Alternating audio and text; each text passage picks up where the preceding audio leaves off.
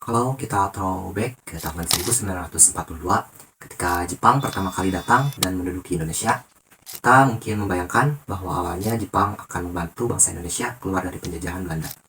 Ya, gak salah juga sih. Tapi setelah itu, Jepang tetap membuat bangsa Indonesia menderita dengan kebijakan-kebijakannya.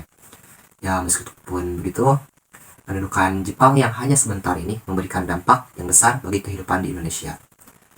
Berikut dampak-dampak uh, pendudukan Jepang di Indonesia.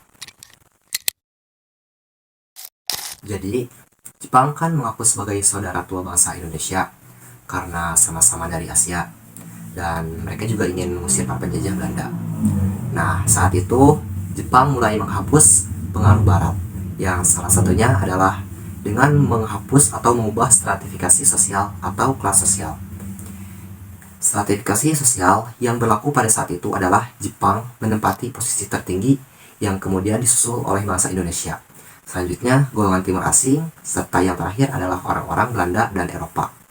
Bisa kita lihat bahwa kedudukan bangsa Indonesia berada di atas Belanda dan Eropa, yang secara tidak langsung hal ini berdampak pada semangat bangsa Indonesia yang percaya diri untuk mengalahkan dominasi bangsa Eropa. Nah, kepercayaan diri ini bahkan tetap bertahan saat Indonesia mengusir sekutu saat mereka kembali ke Indonesia pasca kemerdekaan, yaitu antara tahun 1945 sampai 1949. Namun, hal ini juga memicu kekerasan yang terjadi kepada golongan Tionghoa dan Eropa. Puncaknya, Jepang menangkap orang-orang Eropa dan memindahkannya ke kamp-kamp kerja. Selain perubahan stratifikasi, dampak sosial lainnya yang dialami oleh bangsa Indonesia antara lain yaitu adanya Jugun Yanfu. Singkatnya, Jugun Yanfu ini adalah sebutan untuk perempuan yang menghibur tentara Jepang. Para Jugun Yanfu ini kebanyakan dipaksa, bahkan diculik untuk dijadikan wanita penghibur. Tentu saja hal ini berakibat pada terguncangnya mental para wanita tersebut, hingga terjangkitnya penyakit fisik. Tidak sampai di situ saja, di masa pendudukan Jepang, rakyat Indonesia juga dipaksa bekerja dengan beban yang sangat berat. Para pekerja ini disebut romusa atau prajurit pekerja. Saking menyedihkannya, para romusa ini banyak yang meninggal karena pekerjaannya yang terlalu berat serta kekurangan makanan. Oke, lanjut. Perlu kita ketahui, sejak lama bala tentara Jepang memang sudah mengincar Indonesia. Ada dua faktor yang membuat Jepang tertarik dengan Indonesia. Itu yang pertama yaitu melimpahnya sumber daya alam, dan yang kedua karena sumber daya manusianya. Nah, seluruh kegiatan ekonomi dan pembangunan kemudian diambil alih oleh pemerintahan pendudukan Jepang dengan mengeluarkan Undang-Undang Nomor 22 Tahun 1942. Pemerintah pendudukan Jepang menyatakan bahwa pemerintahan militer atau Gunseikan langsung mengawasi perkebunan, sedangkan perkebunan-perkebunan yang tidak ada kaitannya dengan perang itu ditutup. Namun sebaliknya, untuk perkebunan gula, jarak, karet, teh, dan kina itu terus diberdayakan untuk perang. Hal itu dikarenakan komoditas ini sangat mendukung Jepang dalam menyiapkan akomodasinya dalam berperang. Nah, kemudian pada bidang perbankan, Jepang mendirikan bank-bank setelah melikuidasi bank-bank peninggalan Belanda. Nah, Jepang sendiri pernah mengalami defisit loh. Semua itu akibat pembangunan bidang militer yang demi kemakmuran bangsa Asia Timur Raya. Bayangin aja, pada saat itu penduduk dipaksa menyerahkan tenaganya serta hasil bumi mereka. Akibatnya, penduduk mulai kekurangan gizi, kesengsaraan mulai merajalela di berbagai daerah, serta kesehatan jauh menurun, dan mayoritas penduduk mengalami penderitaan. Oke, lanjut. Dalam bidang pemerintahan, Jepang yang saat itu berhasil menyingkirkan para pejabat kolonial mulai mempromosikan orang-orang Indonesia yang berkompeten untuk masuk ke dalam pemerintahan. Ini lumayan positif ya, soalnya masyarakat Indonesia mulai mendapatkan jabatan dan kekuasaan, yang otomatis masyarakat Indonesia mulai berperan sebagai penyelenggara pemerintah di negara sendiri.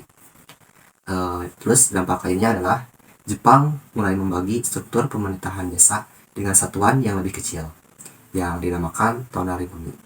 Nah, struktur ini masih bertahan hingga sekarang loh, yang kita kenal dengan rukun tetangga atau RT.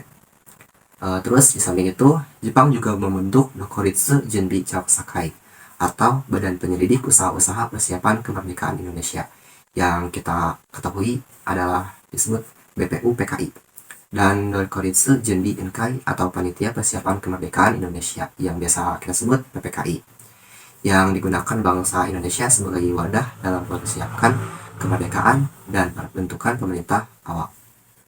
Oke, lanjut. Kamu tahu atau ingat kisah main dari Bumi Manusia? Pada saat penjajahan Belanda, pendidikan hanya diperuntukkan berdasarkan ras dan status sosial masyarakat. Bahkan, tidak seluruh masyarakat Indonesia bisa mencicipi pendidikan. Hanya dari golongan bangsawan dan pria saja yang dapat mencicipi pendidikan.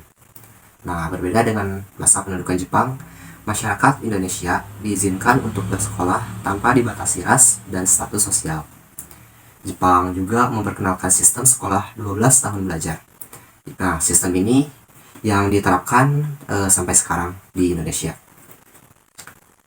Namun, sistem pendidikan sewaktu penjajahan Jepang sedikit berbeda loh dengan yang sekarang kita rasakan. Dahulu, pendidikan berisikan atau bercirikan militarisme.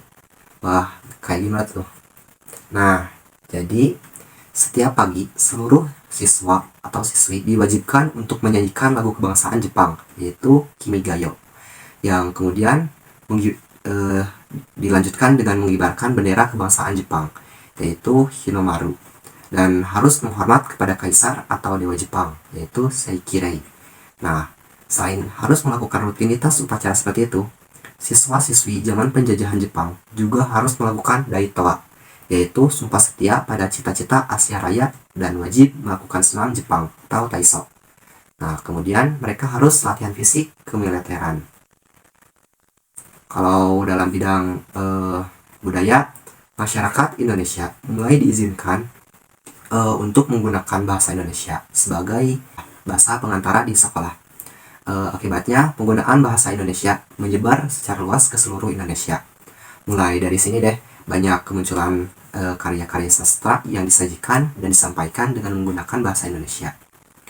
Selain itu, pemerintahan Jepang juga memaksa masyarakat Indonesia untuk melakukan seikirei atau penghormatan terhadap Dewa Matahari. Caranya adalah dengan membungkukkan setengah badan menghadap arah matahari terbit. Tapi aturan ini jadi masalah, khususnya bagi umat Muslim yang melarang membungkuk selain kepada Allah Subhanahu wa Ta'ala. Atau aturan seikirei ini juga menjadi memantik munculnya perlawanan dari beberapa kalangan Muslim, terutama para ulama. Oke, selanjutnya. Jepang ini tergolong gencar melakukan pelatihan militer pada masyarakat Indonesia. Ya, gak heran juga sih.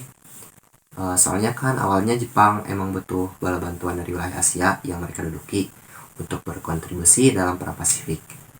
Nah, pelatihan militer ini dirasakan oleh berbagai lapisan masyarakat, termasuk para pemuda. Dampak negatifnya, si para pemuda ini emang jadi gak efektif bersekolah, tapi dampak positifnya, para pemuda ini jadi punya mental yang kuat dan berani dalam bertempur, yang secara tidak langsung muncul keberanian dan semangat nasionalisme. Hal ini juga menjadi bekal dalam menghadapi sekutu dan Belanda setelah Jepang hengkang dari Indonesia. Oke, itu saja untuk video kali ini. Makasih udah nonton. Bye.